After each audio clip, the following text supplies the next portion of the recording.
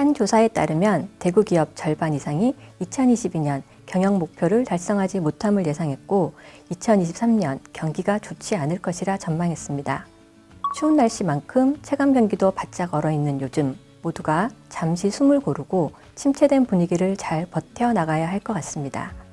오늘은 도시재생 씨앗 융자 활용을 통한 경상북도 도시재생 활성화 방안에 대해 이야기해 보겠습니다. 도시들은 많은 변화를 거듭했고 우리는 편리한 생활 환경 속에 살아가고 있습니다. 편리한 삶을 추구하는 라이프 스타일이 정착되면서 더 발전된 지역으로 사람들이 몰리게 되고 노후된 지역은 자연스레 소외되기 시작했습니다. 2014년 도시재생 지원 및 활성화에 관한 특별법이 제정되면서 노후하고 쇠퇴한 지역을 살리는 일이 시작되었습니다. 전국의 많은 도시들이 재생하기 위해 공적 자금이 투입되었고 지금도 진행 중입니다. 하지만 한정된 공적 자금만으로 노후한 지역을 살리기에는 한계가 있습니다.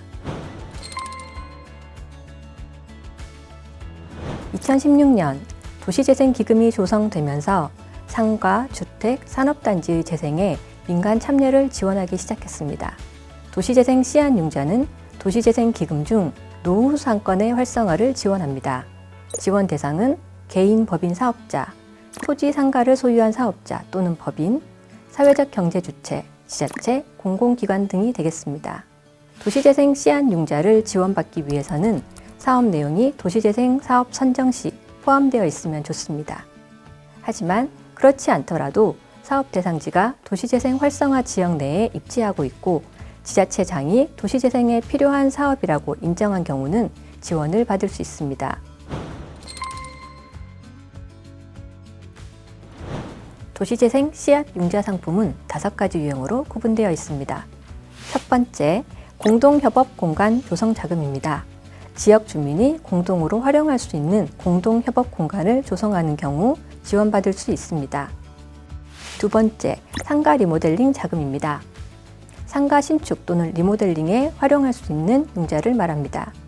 지역 상권도 살리고 소비자가 원하는 상가 형태로 전환될 가능성이 크기 때문에 경제적 파급 효과를 끌어올 수 있다는 이점을 가집니다.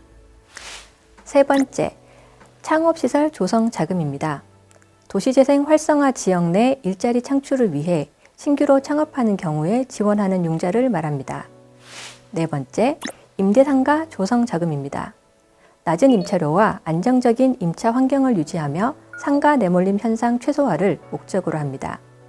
다섯 번째, 생활 SOC 조성 자금입니다. 도시재생 활성화 지역 내 주차장 등 생활 밀착형 사회 기반 시설 조성에 필요한 자금 융자입니다. 2016년 기금 지원이 시작된 이후 총 622건의 사업에 기금이 지원되었습니다. 기금의 4가지 유형 중 도시재생 씨앗융자는 전체의 약 47%를 지원받는 것으로 조사되었습니다. 가장 많이 지원받은 곳은 목포, 전주, 수원, 춘천 순으로 나타나는데요. 그렇다면 우리 지역의 경우 이를 어떻게 활용하고 있을까요? 경상북도는 2022년 6월 기준 포항, 안동, 구미, 3개 시에서만 도시재생 씨앗융자를 활용한 것으로 조사되었습니다. 또한 공동협업 공간 조성, 임대상가 조성 이 2가지 유형에만 한정되었기 때문에 타 지역에 비해 다양한 지원을 받지 못하고 있는 실정입니다. 다양한 조사를 통해 경상북도가 이러한 활동에 소극적인 이유를 알아보았는데 크게 3가지로 정리할 수 있었습니다. 첫 번째, 도시재생 씨앗융자에 대한 설명회 및 정보 전달 창구 부족, 즉 홍보가 부족했다는 것입니다. 두 번째, 사업 성과 전문 상담 창구가 부족해 사업화 연계가 미흡하다는 점입니다. 세 번째, 융자에 대한 심사가 까다롭고 대출 이율에 대한 불만족이 크다는 것입니다. 그렇다면 민간의 적극적 참여를 통해 경상북도 도시재생 활성화를 위해서는 무엇을 해야 될까요? 첫 번째, 도시재생 씨앗융자에 대한 홍보를 강화해야 합니다. 우선적으로는 도시재생 기금을 운영하는 주택도시보증공사의 적극적인 움직임이 필요할 것입니다. 허그에 활발한 움직임을 유도하기 위해서는 도시재생 관련 담당자, 센터, 그리고 사회적 경제 지원센터 등이 지속적으로 설명회를 요구해야 합니다. 즉, 자금이 필요한 주체와 허그와의 만남이 지속적으로 이어질 수 있도록 해야 할 것입니다. 또한 온라인과 오프라인에서 정보를 쉽게 취득할 수 있는 방안을 마련해야 됩니다.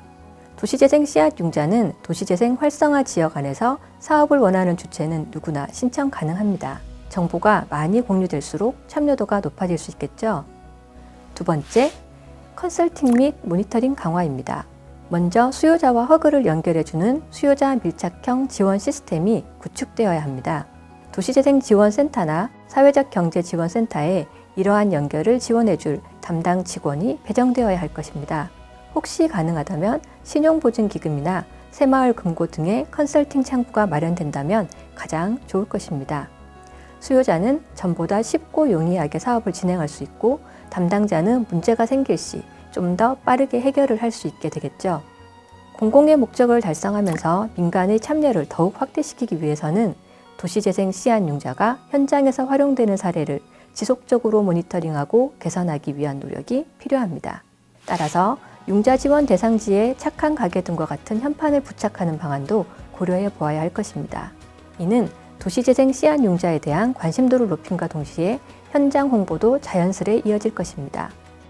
마지막으로 사업 지원 강화입니다.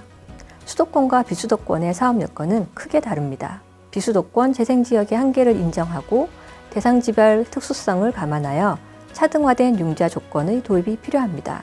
거기에 더해 절차를 간소화해서 지원의 즉시성을 강화해야 합니다. 또한 패키지 지원이 가능할 수 있도록 해야 합니다. 예를 들어 창업지원금을 받는 창업자에게 창업시설 조성융자를 함께 소개해 준다면 큰 도움이 될 수 있겠죠. 하나의 탑을 쌓는데도 긴 시간과 많은 노력이 필요합니다.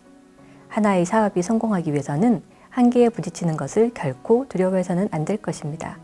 오늘의 씨앗이 내일의 열매로 맺어질 더 나은 경상북도의 도시재생을 기대해 보겠습니다.